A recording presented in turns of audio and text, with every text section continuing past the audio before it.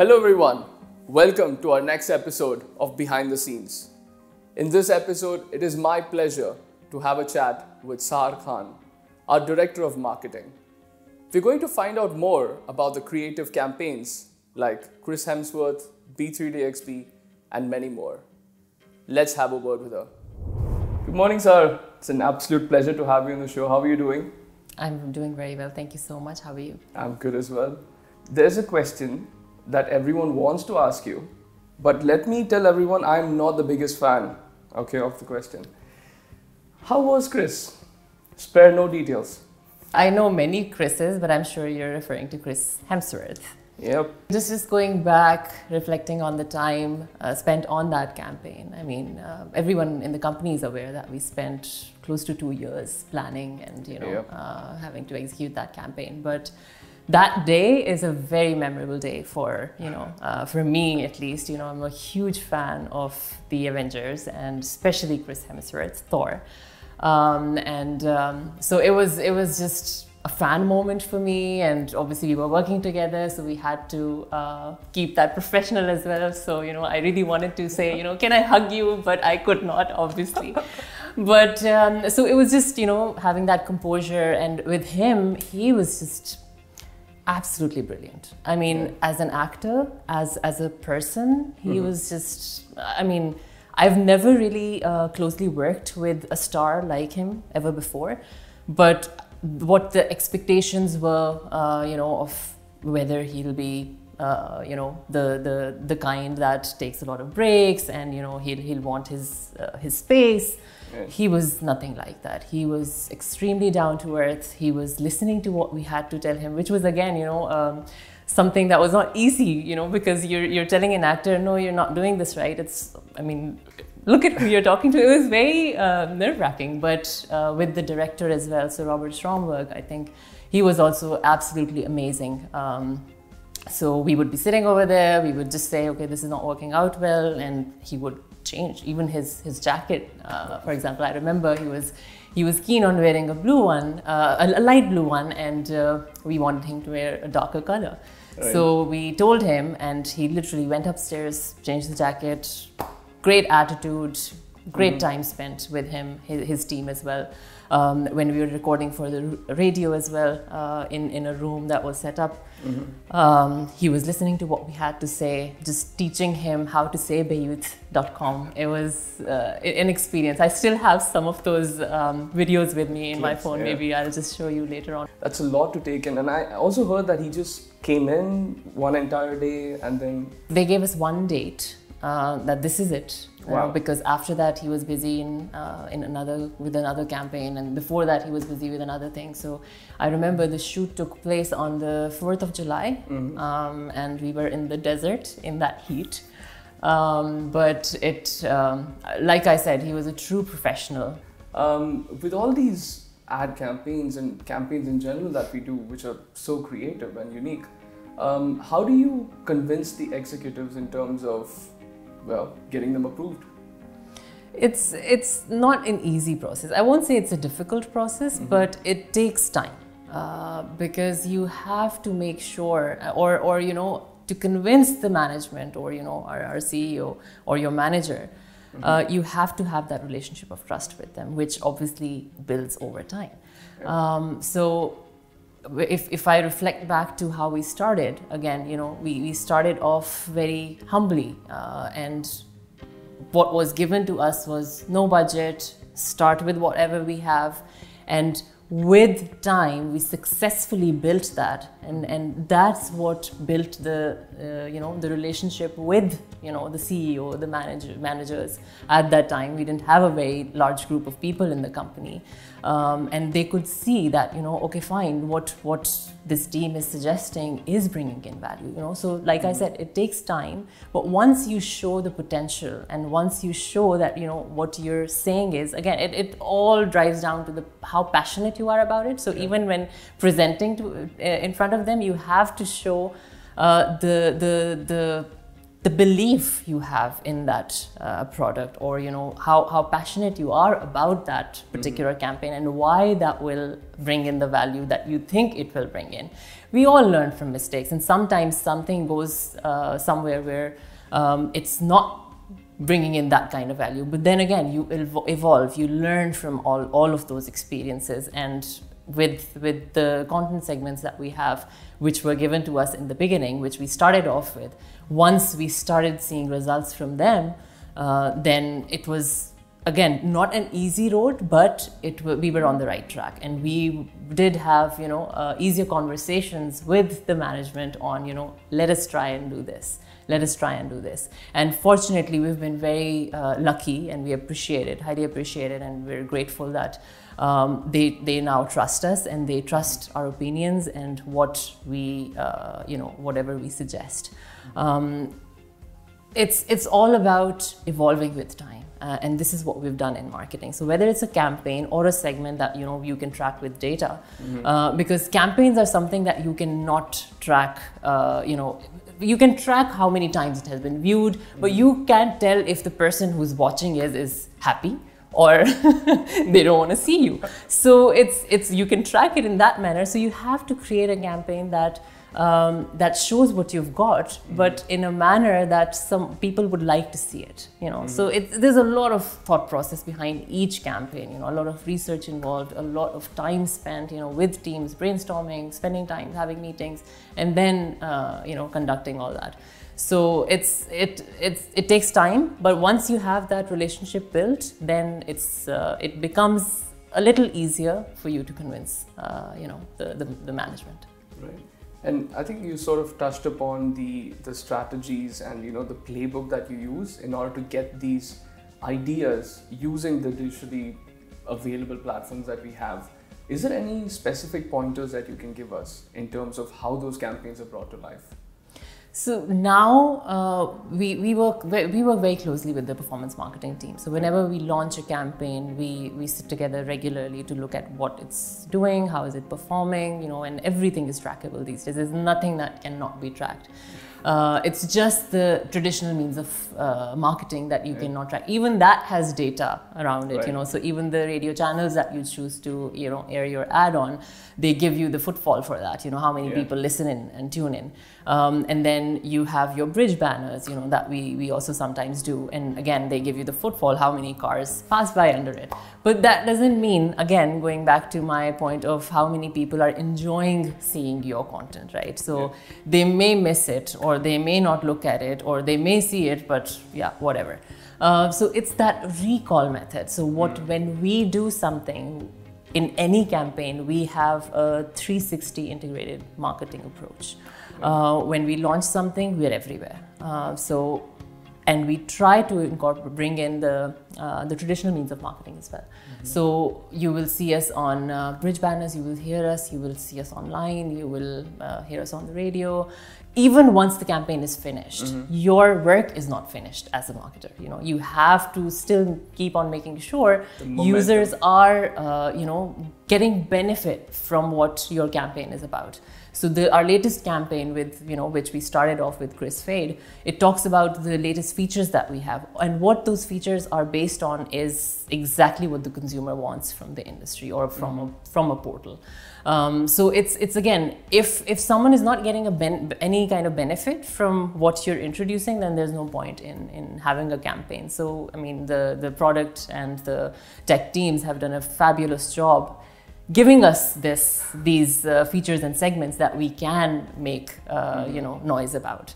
So just going along that line, and of course this is no secret, being our director of marketing, which is your proudest achievement in your perspective? So in my personal, professional experience or life, there are many. There are many milestones I touched on. But today, if you ask me as the director of marketing, I think my biggest achievement is having an absolutely amazing, talented team. These are incredible people, and I am very fortunate and very grateful to be working with them. It's even the the consideration of, you know, me being worthy of this title, I'm very grateful for that. It's all about getting inspired, and it doesn't necessarily have to be, you don't necessarily have to get inspired by someone who you report to. You can get easily inspired by someone who reports to you. And like I said before as well, I've learned a lot from them, and I still learn a lot from them. You know, there's a lot of things that I don't know. I mean, I'm not from a technical background, so I don't know a lot. I know basic SEO, but there's a lot that goes on in that regard. So I love learning about that stuff. Even as a Marcom manager or communications, PR, with our B2B side, with our B2C side, because we have two different types of audiences. So it's been an amazing journey. And I'm very grateful, again, you know, to have known these people who have grown within the team, and you know, I've known them for, you know, I think all of them, or most of them, not the newer joiners, but have been with the team for more than 2-3 years. So it's incredible to see them grow, and it's incredible to see you know, how well they've grown into their roles. Yeah. So that's I would say is my biggest achievement. If I can just add to that, I'm not saying this, you know, for the sake of it, but they're very focused. They're really focused. If this is what needs to get done, how does it get done? How does it go? What is the impact that's made? Everything's on the table, and you're like, wow. It's because, you know, see, you have to. They are also, I mean, my direct reports, they also have teams. They're all managers, right? And it's all about leading by example, right? Your teams need to be inspired by the way you work, right? And if you're not doing a good enough job, if you're not proud of where you work, if you're not bringing that passion in, day out, they won't either. So I would just say, you know, like I said, you know, I've known them, I love them, I'm proud to be working with them, I'm proud of, you know, to wear this badge, and that's where my passion comes in.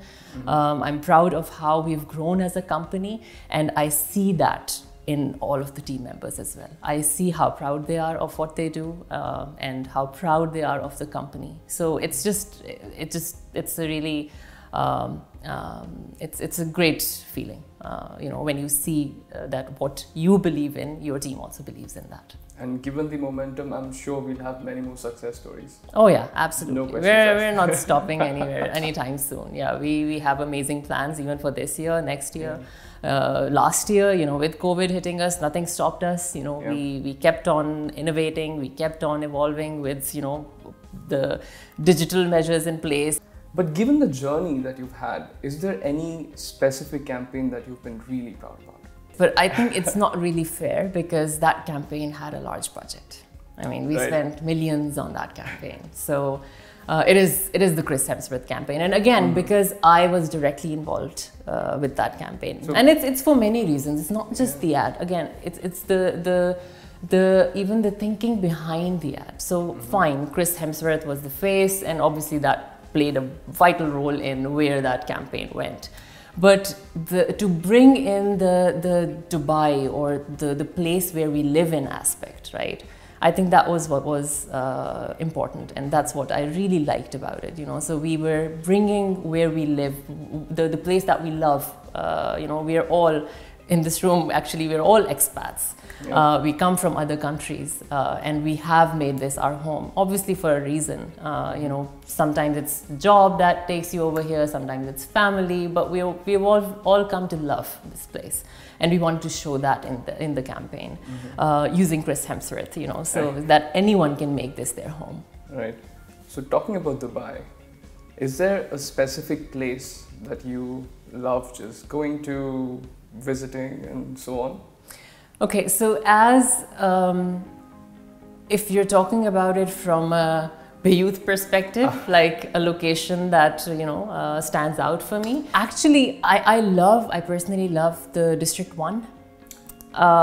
Because again, it's when I've gone there, I've seen the videos, I've seen how that space looks, and I love those villas. I know they're luxury villas, super expensive, but even the way they've created that community, I think it stands out, because the lagoons, that are also pools, the beach. And I know they've done that with other areas now as well.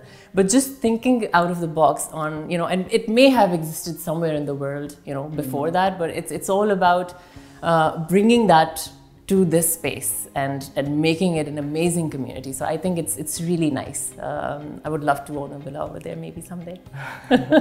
Well, that's a hint for whoever it is. Now, so if you were to go as a family, I know you've got kids, which place would you choose? We love going to Dubai parks. Oh, right. Yes, we love going there. The Motion Gate and Legoland especially. Because my little one who's 5, he likes Legoland, and it has some rides that he can go on. And the other older two, obviously, they are my daughter who's 10, she is not very adventurous, like in the perspective of fast rides. But my older son, who's 15 now, he loves them. So we love going there, and it's not just combination of everything. Yeah. Together. It's not just the theme parks over there. The walks, you get to spend time as a family. Even for staycations, we try and book the Lipita Resort and then just stay there, go to the parks, come back, walk, on the Riverland, and we enjoy that. So, Sahar, tell me, what do you usually do to relax yourself? Okay, I mean, these days it's different what I do to relax and then what I like to do to relax, because what I do to relax is watch a movie with the kids, maybe order popcorn. So my daughter is also very creative, so she actually creates like a cinema experience for us. So with all the tickets and so she places them on each chair where you're supposed to sit, and she makes us order popcorn and all the snacks that should be there. So that's what I like doing. I mean, just looking at them, what makes them happy. With COVID hitting, it's not been easy for especially for the kids.